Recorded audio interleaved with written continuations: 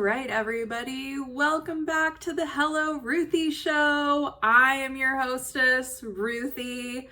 This is a channel for people who love movies and music and entertainment and celebrity gossip and all the things that are going on right now, pop culture in general. So if you're a fan of all of that stuff, stick around. We're gonna talk, we're gonna nerd out, we're gonna talk about Deadpool today. I'm giving my review on Deadpool. So let's go ahead and jump in and get started, shall we? All right, if you are looking for a movie to get you back into the theaters, Deadpool and Wolverine is one of those movies. This is a movie that really should be viewed in a movie theater on the big screen with a room full of strangers laughing and joking and just having the best time ever watching this movie. It was so much fun to see in the theaters. Gotta give Hollywood a big round of applause on making movies this summer that make people want to go back to the theater. Last summer, we had Barbenheimer with Barbie and Oppenheimer, and now we have Twisters, and we have Deadpool and Wolverine. There are a bunch of movies coming out around Christmas that I will be really excited to go see. So if you're looking for one movie to go see this summer, Deadpool and Wolverine is totally it. So what makes this movie so good? Ryan Reynolds at his best. If you've seen any of the other Deadpool movies, you know Ryan Reynolds' snark is like one of the funniest parts of, probably the funniest part of the entire movie. And Ryan Reynolds is at peak prime Ryan Reynolds in this movie. It was like they said, take Deadpool and Van Wilder and just combine them with each other, and you're allowed to say whatever you want in this movie, and we're gonna go ahead and publish it. And sure enough, they did. He makes so many snarky jokes about the movie itself, about getting the movie made, having Disney take over Fox and having the rights to everything. There are just so many inside jokes that if you have been following any of the MCU drama or anything like that, he just like, it's so good. I don't want to spoil anything, so I'm not going to tell any of the jokes, but I highly, highly encourage you guys to go just so you can see Ryan in peak Ryan Reynolds. And another reason to go see this movie is not just Ryan Reynolds and Hugh Jackman being two of their greatest characters that they've ever done. It's also the other people in the movie. Like, the cameos in this movie were so fantastic. It made my little movie nerd heart swell so much. I just loved seeing all the cameos.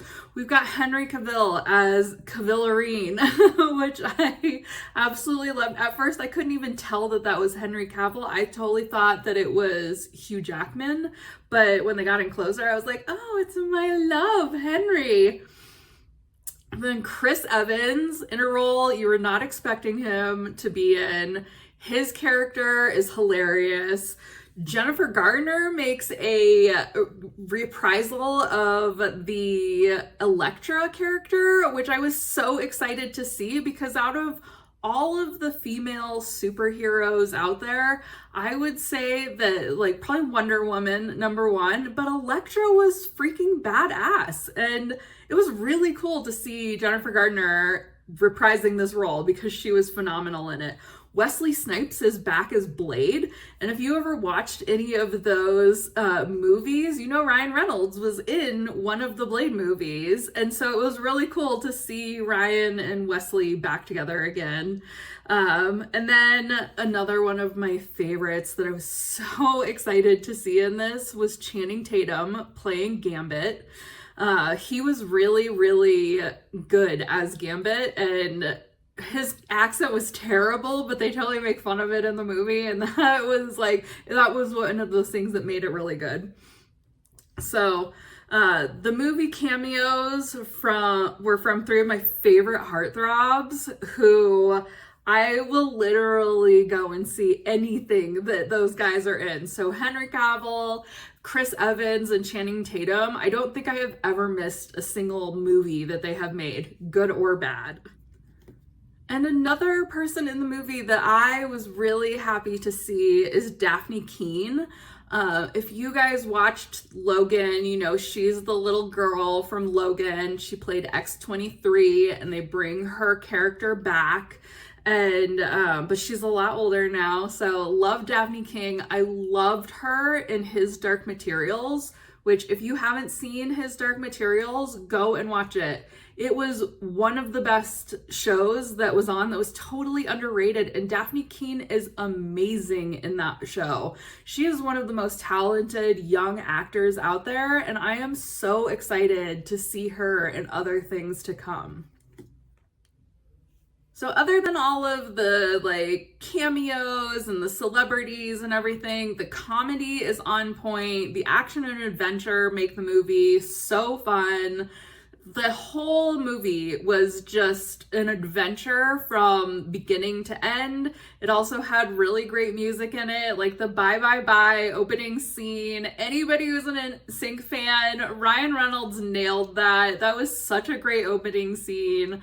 So funny. I love that song. I love Ryan Reynolds, and I love that Lance Bass has been like promoting the shit out of that scene on his Instagram page lately. It's been really entertaining to watch. There's also a great scene to Madonna's Like a Prayer that they really worked hard on to make good, and it was the whole movie so entertaining. Also, if you like oh my gosh, I can't remember his name right now, but he played not Wags. Sorry, he played Tom on Succession. Tom Wamsgams on Succession. That's where I was trying to find his name. He's also in it. He plays Paradox, and it's so funny seeing him go from playing Tom Wamsgams in Succession to playing Paradox in Daredevil and Wolverine. Just like, the guy's got range. I see why he's so popular in things right now, and you see him in all kinds of commercials. He's really entertaining. The whole movie, I just have to give it like 5 stars because it really is one of those movies that brings you back to the theaters. Like it gives you a reason to want to go out and see this movie in the theaters because it's so entertaining. So if you're gonna see one movie this summer, make it Deadpool and Wolverine. If you're gonna go see 2, I highly recommend Twisters. See my last video if you want to see my little review of Twisters. So now that I've broken down the movie to go see this summer, now let's shift gears a little bit and get into what I'm watching. All right, and I started a new show just yesterday, but I'm really excited for it. It looks really good. It's the show Fallout on Amazon Prime. I started watching it because I'm a really big fan of Walter Coggins Jr. You don't know the actor. Here is what he looks like in everyday life, but he wears full-on makeup. He is one of the best character actors in Hollywood right now. He's one of those actors I've seen in a million different things, but he is always changing it up, and he's always in something new, and he's kind of one of those actors that like you've seen him a million times, you just don't know his name. But his name is Walter Coggins Jr., and he plays the Ghoul in Fallout. And I started watching it because of him. I followed him on Instagram, and I just started seeing him like telling the story about being able to play the Ghoul. And I know nothing about Fallout. I didn't even know that it was a video game until I saw like the credits where it says that it's based on a video game. I just thought that it looked like an interesting show, so I started watching it. So my husband and I recently started watching Too Hot to Handle. We don't normally watch reality TV, especially like dating show reality TV, but we decided to watch Too Hot to Handle because we were just looking for something mindless, something kind of like brain candy that we can just like turn off, that's just mindless entertainment, just stupid fun. And we decided to go with Too Hot to Handle on Netflix. And oh my God, the show is not at all what I expected it to be whatsoever. I'm so impressed with the fact that it's a very different dating show. Yes, it's full of like hot bod 20 somethings only wearing bikinis and their bathing suits, and they definitely make it like visually appealing to people, but it has a lot of depth to it. And we just finished watching season 2 and found out that the couple that like won season 2 or whatever, they are still together and they just had a baby. So bravo to them. I really like the show. I think that if you are looking for a dating show but want something with a little bit of a twist to it, I'm not going to spoil what it is because I want you to go and watch it, but it's really good. I see why they got 6 seasons. It's so entertaining. And then we're also watching The Bear. So I got my husband to sit down and watch the first 2 seasons. I had already seen them.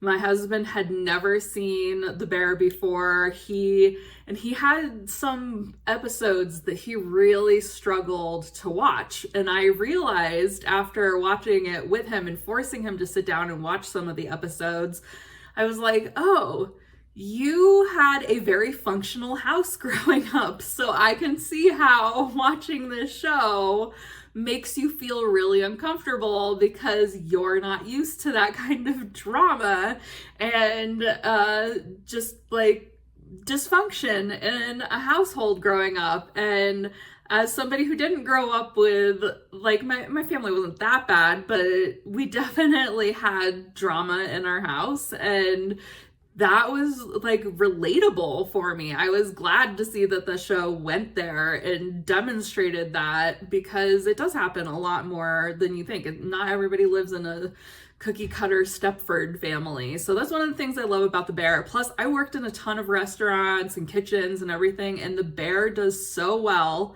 And then I found out that one of the guys who like helped train Jeremy Allen White to be the chef is the guy I went to high school with. Somebody posted it on one of our high school group chain things that we have.